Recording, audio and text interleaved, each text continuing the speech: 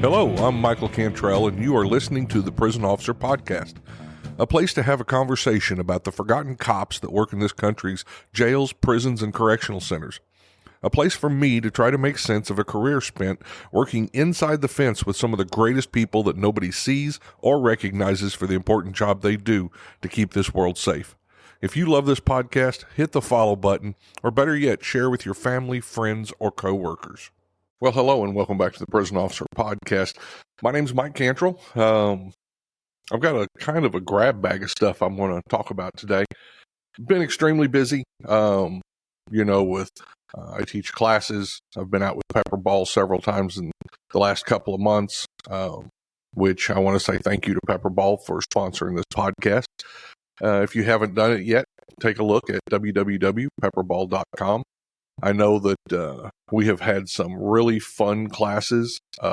If you haven't been to a Pepper Ball class or became a Pepper Ball instructor, I really suggest that you reach out to your agency and see if they'll let you become an instructor, because it's a great class. Of course, we get to go out on the range. The last class we had, they brought a tow vehicle that was going to get crushed, so we got to take the glass breakers and do different things, shooting out the windows, seeing how that worked, shooting out the rear view mirrors on our approach, showing the guys how to do that. So we do a lot of that. It's really hands-on. You're going to have 2 days of a lot of fun. So if you get the chance, go to www.pepperball.com and take a look at the classes that we offer and the products that we offer. There's a lot of new ones if you haven't been there in a few months. So the other classes I've been teaching have been with Command Presence. I think I told you guys that a few months ago, or actually first of the year, I was approached by Command Presence. They've been doing law enforcement training for a long time. And I hope here in a couple of podcasts, I'm going to have Michael Warren on here, and we're going to talk about, the direction that Command Presence has went to include corrections into some of the best leadership, self-improvement, motivational training that I've ever seen. And we're going to bring that to corrections, and we're already doing that. I just finished up in at the Ottawa Sheriff's Department up in Michigan, West Olive, Michigan. And so we had a couple of great days up there teaching report writing, depositions, and testimony for corrections. And so things have been just really busy. Got a couple of things, been dealing with a kidney stone. I don't know if you guys want to hear that or not, but that's slowed me down on a few things. So, but I've got I had to put off a few of the speakers that we've got coming on, a few of the people we're going to interview, but hopefully this week or next week I will get them in here. I've got some really good interviews coming up, lined up for the podcast to kind of finish up the year with, right? Yeah, we're winding down. The holidays are coming. Stress is coming, right? So, well, this week I got some communications, and I love it when I get emails or when somebody, gets on the website and they send me a note or tells me what's going on. I love hearing that stuff. But one I want to share with you today, and of course, I don't do names. I don't want to put anybody out there, but I talked to a guy, a year or so ago, and he was starting at a correctional facility, a juvenile correctional facility. And so we had some discussions about how best to approach that. And he reached out to me the other day, and I want to read this. So there was a riot in one of our units a few months ago. I got punched and headbutted in the face. Since then, things have not been the same.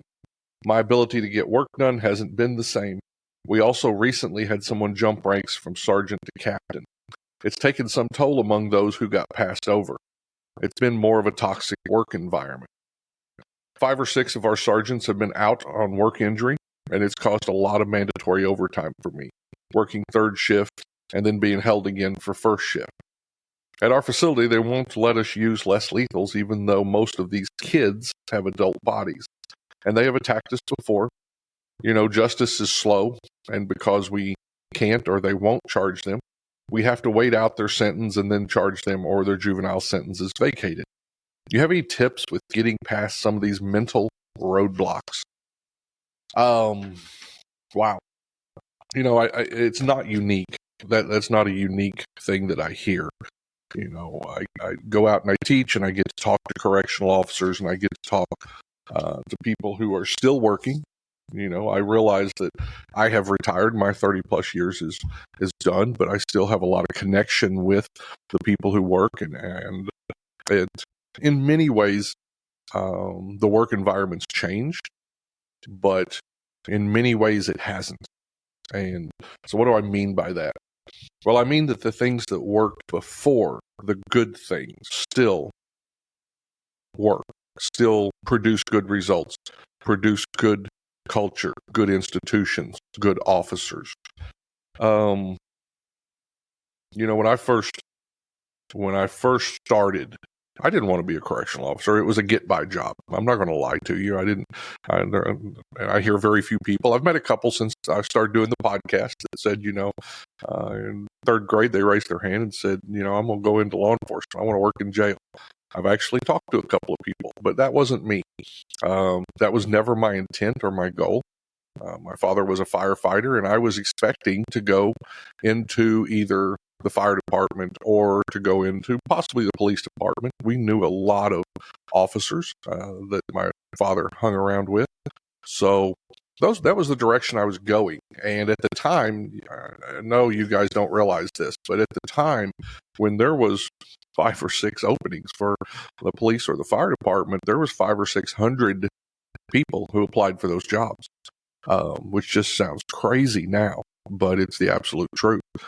You'd show up, and more than likely you would apply, and then you would take a written test. The written test would cut that field of people that you had to compete against in half. And so you'd show up on usually a field day kind of, and there would still be 200, 300 people,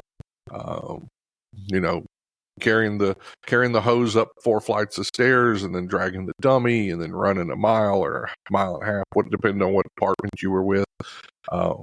And so those scores, along with your written score, placed you on a list for 5 or 6 jobs. It's almost foreign now that I think about it. I mean, that is so long ago, and now recruiting and retention has changed so much. But I digress a little bit. I did not plan on going into corrections. It was kind of an accident, or it was kind of a job to get me by with insurance for the family until I had the opportunity to get into one of those other jobs. So I'm going to tell you, I wasn't happy. I wasn't happy at work. I see a lot of what he talked about there. You get stuck on one of those off shifts when you're new, and you're getting ready. You spend 8 hours doing your job, and then you're getting ready to go home, and somebody bangs in, and now you got to stay another shift. Overtime's not new in corrections. It's always been there. And it's so the world does get tough. It takes away, working in corrections kind of takes away the, how do I want to say that, the belief in good in some ways. I mean, I wasn't raised up around crime and criminals and that type of stuff. I wasn't raised up in a neighborhood or a family who promoted that. So it was kind of a new thing to see that. And at times it was depressing, to see people treat people that way.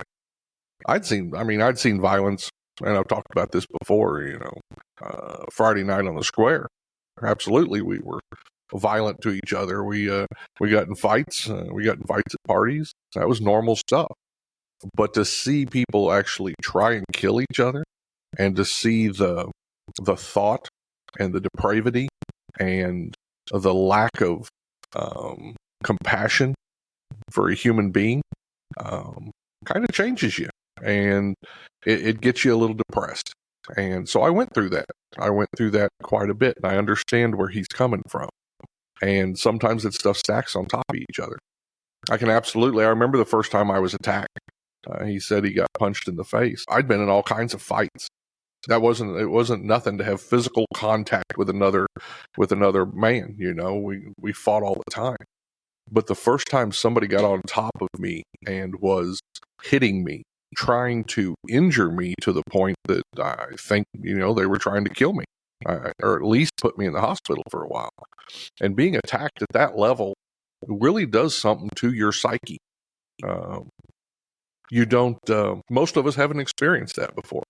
Even if you've been in fights, until you've had someone on top of you, until you've had someone attack you, until you've had someone bring a weapon to a fight and attempt to take your life, it changes your outlook. It changes the way you feel about a lot of stuff. Kind of sets you back a little bit.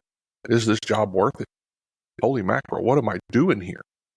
I went through a lot of those feelings. I absolutely did. So I understand what he's talking about. And then you start compounding that with mandatories and getting looked over for promotion. I remember those days. State of Missouri, they overlooked me 11 times for sergeant, and I never did get sergeant. I ended up going to the Federal Bureau of Prisons. So I understand that. Even when I got into the Federal Bureau of Prisons and was working at the Federal Medical Center, the consensus at the time was that they don't promote from within. So even though I was doing the job, doing it well, I was acting lieutenant on a regular basis. Despite all that, 7 times. 7 times I got passed over for lieutenant. And what do you do? What do you do when all that stuff's going on? If you guys haven't done it, and I love Jocko Willnick's books, Extreme Ownership, Leaf Babin. I shouldn't leave out Leaf there. He is the co-author of that, but I won't listen to the Jocko podcast when I can. But if you get on YouTube, there's a YouTube video by Jocko, and it's called Good. And it's kind of the way I began to understand that I had control of those bad things. If you listen to it, and I'm not going to take it all away, but basically he says when bad things happen, or when things aren't going your way, or when you don't get the promotion, he tells people, good. This is a moment for you to improve. This is a moment for you to get better. This is a moment for you to get more training. And so when I got down, and I remember the day, I've written about it in Finding Your Purpose. I walked out in the parking lot, and I'd been working 16-hour shifts since I don't even know when. And I couldn't remember where my car was at. And I couldn't remember what day of the week it was. I couldn't remember what was anything. I was just so out of it. I had been beat down. And that's when I decided I needed to make a change. And my change was finding a passion. And a lot of people are going to say, wow, how do you find passion working in prison? And interestingly enough, I've grown with this podcast because I've got to meet and interview so many people. And I've got to hear other aspects and other views.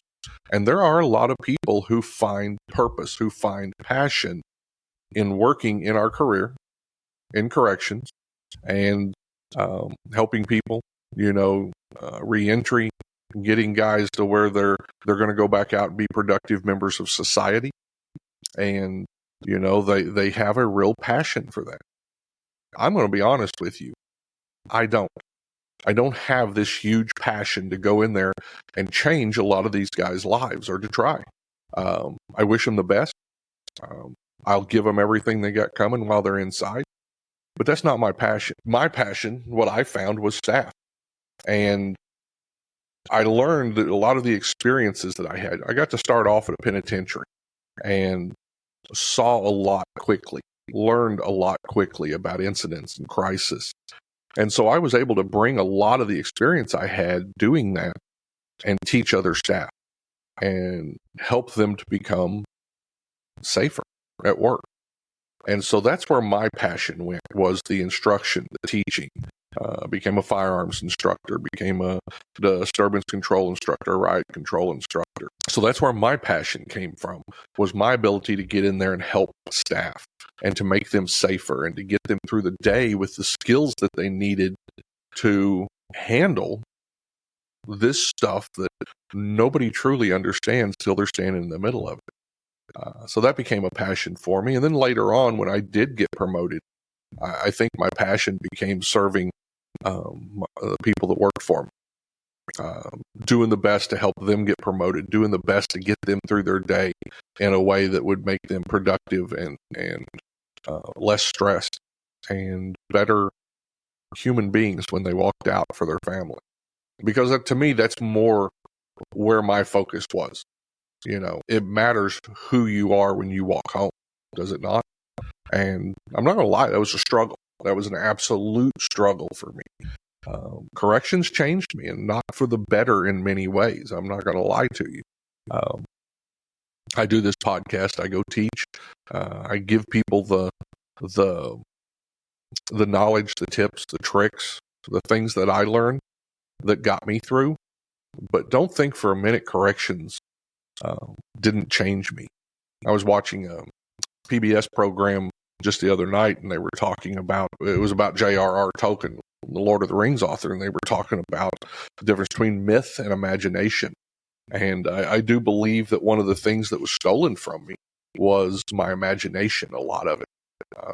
I've really had to fight to keep my creativity, to keep a certain lightheartedness. I see a lot of people that get to go through life, and they have this certain lightheartedness about life. That's something I have to look for. It doesn't come to me easily. It doesn't come to me without work. And that it wasn't always that way. And maybe part of that is losing your youth, but I absolutely believe part of that came from working in corrections. So what can I tell him? He's dealing with things on top of things on top of things, getting hit, the mandatory overtimes, getting looked over for promotion. Well, the number one thing I can tell him is to find passion and just figure out where that is. Is it helping other staff? You may be able to find it helping inmates. You may be able to find it. I knew people who had a very strong Christian faith. I've had a couple of them on here, and they took that Christian faith to work, and that was their passion, was to bring that to maybe people who hadn't been exposed to it before. So that's my advice for him, is to go find a passion. And for some people, and I had a little bit of this, you can find your passion at home and understand that when you go to work for 8 or 16 hours, that is supporting your true passion. And I know a few of those guys. I know a guy that, I don't know how many mountains he's climbed. He's done a lot of hiking, and he's climbed some, pretty impressive mountains, and done that kind of stuff. And his passion is outside of work. He comes to work to support it. So figure out what that passion is. Figure out how you're going to get through that day with a thought other than what's going on at the moment. And I don't mean check out. We have to be ready. We have to be situationally aware. But to have something that drives you forward every day, whatever that may be. And it doesn't come easy. Sometimes it's a search. I had to search for it. Absolutely. So, I talked to another former supervisor, and him and I had a discussion, and he dropped me a little line, and I'll just read it off here, and we'll talk about it. He said, in the field of corrections and detention, new staff walk in and are trained or begin training expecting the bad because of where they work now. As supervisors, we all have to document all the bad in reports. We report all the bad, and in briefings and emails, all of the information is about the bad. So who's reporting the good? He said a suggestion that I like is, to those who are looking for the missing link between today's new officers and today's current leadership, is training that will make reporting good a part of your operation. train staff in reporting, get staff to communicate more, build teams, groom the next leaders, and recognize the good. And I think he's spot on there. How do we find the good at work? Well, one of the things I think he's leaning towards there is culture. And and I'm going to go to another conversation here, and then I'm going to hopefully bring them together in a coherent sentence. But I had another officer talk to me last week while I was in class, and he had about a year and a half in.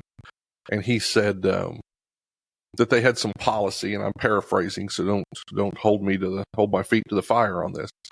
But his policy said something along the lines of, phrasing here a little bit, so don't take me right at my word, but he said their policy states that when you're dealing with an inmate who may be, irritated or may be getting ready to become violent, that you should try to engage them with de-escalation communication and get them to go ahead and submit to the restraints, and where you could, move them to a place that's more secure. He said the next paragraph said, if that's not effective, you will put hands on and use open hand techniques to gain control of this inmate.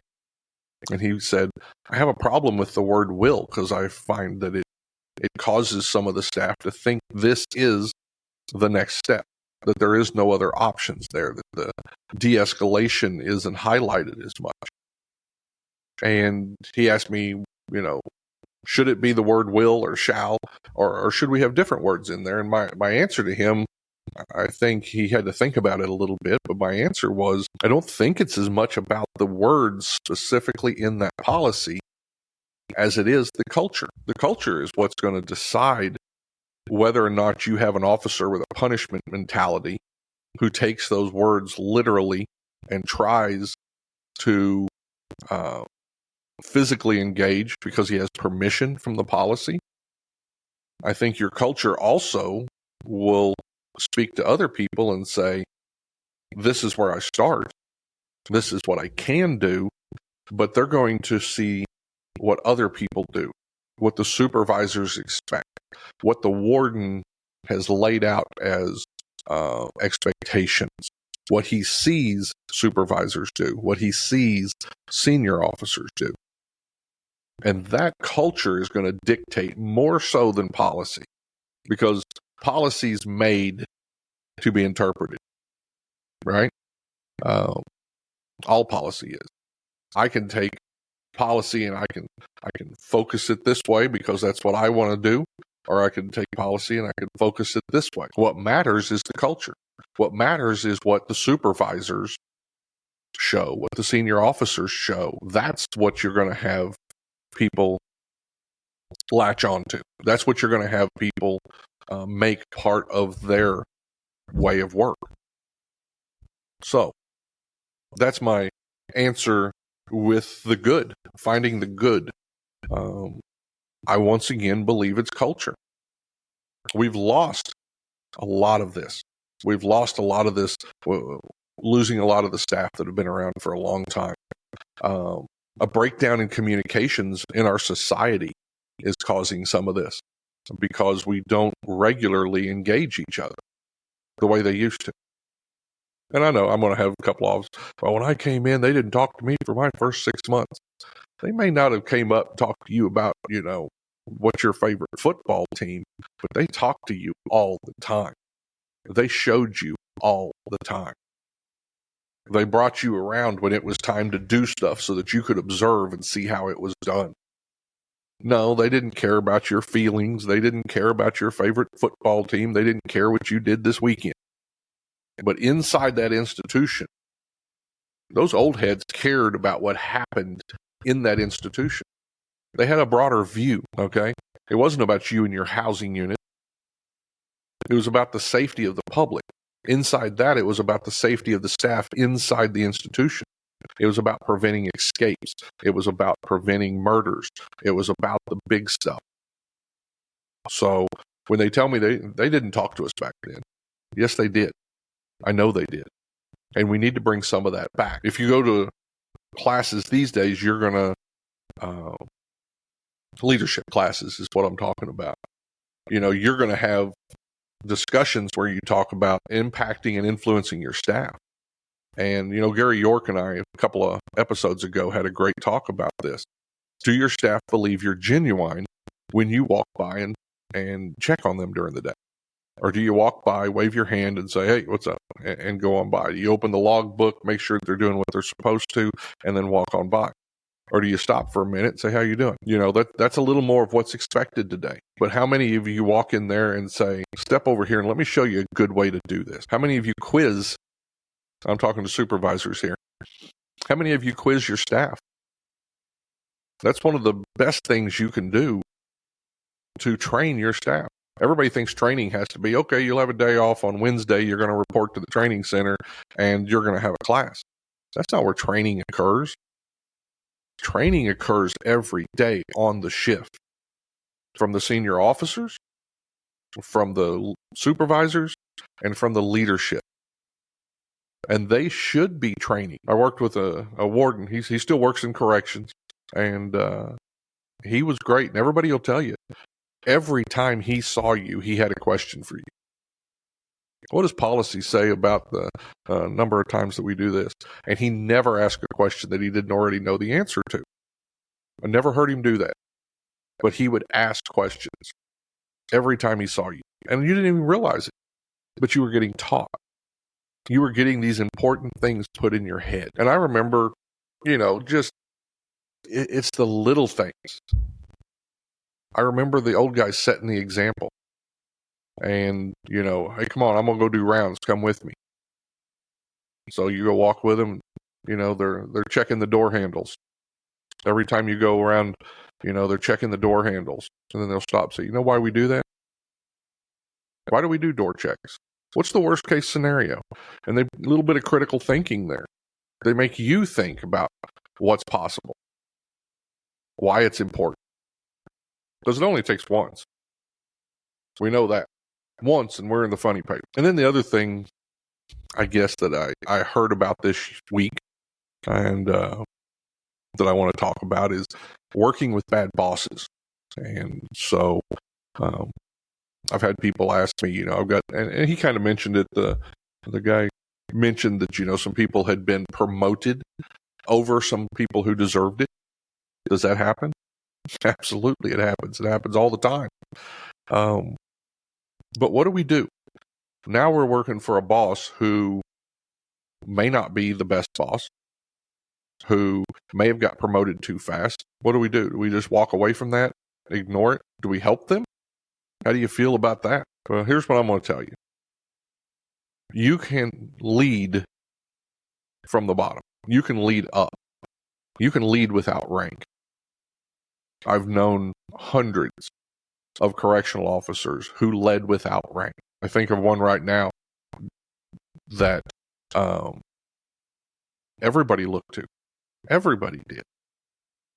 Because he was a leader. He was a correctional officer. He was a senior officer. Came in, did his work, but he led everybody through the culture he set, the on-the-spot training he gave, the way he talked to people, the way he talked to inmates. So you can absolutely affect, right, the culture, the institution, your job. It's kind of tough. Absolutely, it's kind of tough. What normally gets in the way of all this? What normally gets in the way of you leading up? Most of the time, I think it's pride. It's pride and ego, right? Well, why do I want to help him? Why do I want to help that guy? I'm not going to get anything out of this. You are going to get something out of this if you play your cards right. Making the boss look good is always good for you. Always. If the boss looks good, the agency looks good. If the agency looks good, your department looks good. It's always good to support the boss, even if you don't like them, even if you don't believe in everything they're telling you. As long as it's not illegal or immoral, it doesn't matter whether or not it's exactly what you believe. You'll have your opportunity someday. But right now, you need to support that boss. You need to support that lieutenant, that captain, that warden. You don't have to agree with them, but you should be doing your job the best you can. making them shine the best you can. And what usually gets in the way of that? Ego. I want people to notice me. Well, have them notice you as a good follower. Because what do all leaders need? All leaders need good followers. And if you're not a good follower, the chances are you're not going to be a good leader someday. How you like that? The other thing I want to talk about, have you trained your staff to make good decisions? And we talked a little bit about that on-the-spot training. Have you trained your staff to make good decisions? People get so upset with their, well, why'd you do it that way? And you've even got bosses who immediately want to write somebody up or they want to put it in their eval. Well, they did that wrong. Let's stop. And this is back to Jocko and extreme ownership. Why did they do it wrong? Is it truly a person who's not doing their job intentionally?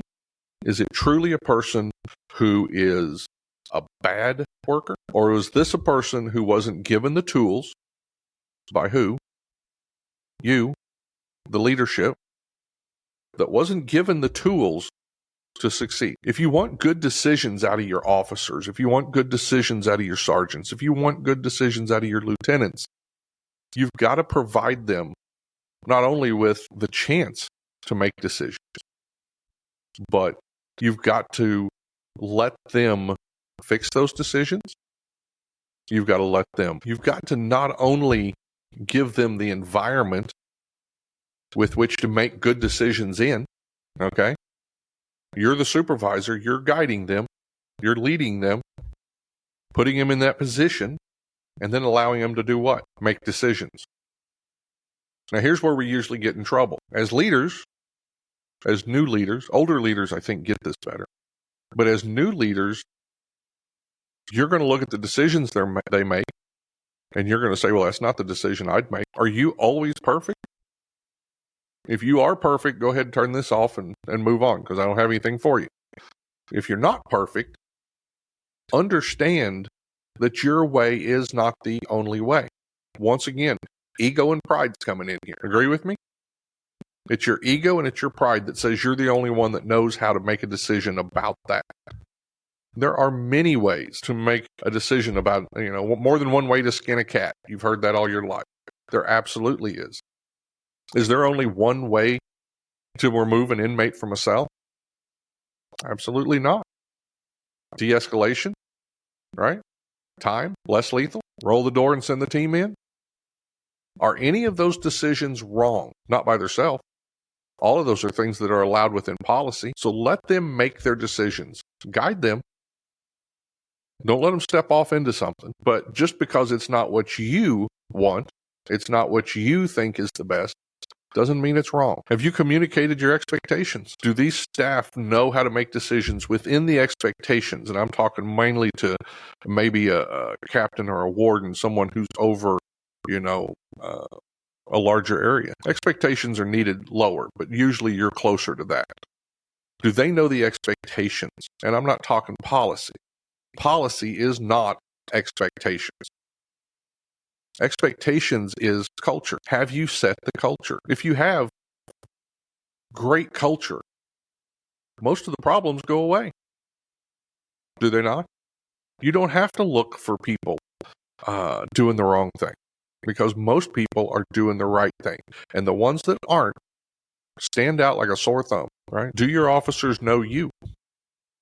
Why would that be important? Why is it important for your officers to know you? My opinion, some people may disagree, but the greatest leaders I worked with, the ones who I respected the most, I felt like I knew something about them. I knew their character. I knew the culture they wanted. I knew their expectations. And what do you think that caused? When I made decisions, I didn't want to disappoint them. That's the truth. That came back through my head. How's this person that I respect? How's this person who I want to follow? How does this person how are they going to feel about this? You may have a little bit of that. I mean, it's cultural. We have that within our families, do we not? Absolutely. You want to do great so that your family's proud of you. Your community, your culture at work does the same thing. So do your staff know you? Do they understand the mission? Do they know your expectations? Do you let them make decisions within that framework? If you do, you're going to have a great institution. You're going to have a great department. You're going to have a great team wherever you're leading at. So anyway, I hope you got something out of that. It's just, I brought a lot of things together. It's been busy the last month or so, like I said, class after class. So I've got to talk to a lot of people. I see a lot of people struggling in corrections, but I still see a lot of hope. I see a lot of hope for the people that are there.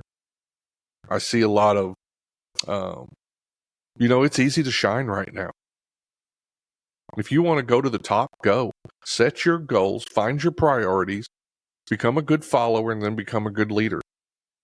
If you want to be a warden, if you want to be an administrator, if you want to, whatever it is you want to do in corrections right now, the doors are open to you. That doesn't mean it's not tough. You're going to deal with bad days. You're going to deal with the stresses. You're going to deal with the nastiness and the criminality of what we see every day. So you got to find your passion. You got to have that so that you can carry it with you in those dark times. I hope that helps a few of you. I hope you have a great day. So that's it for the Prison Officer Podcast. I'll see you next episode. Before we get off here, I'd like to thank one more of our sponsors. If you haven't done it, go to www.omnirtls.com. That's omnirtls.com. It is the best way to track and monitor the inmates in your jail or prison. So go check out the website.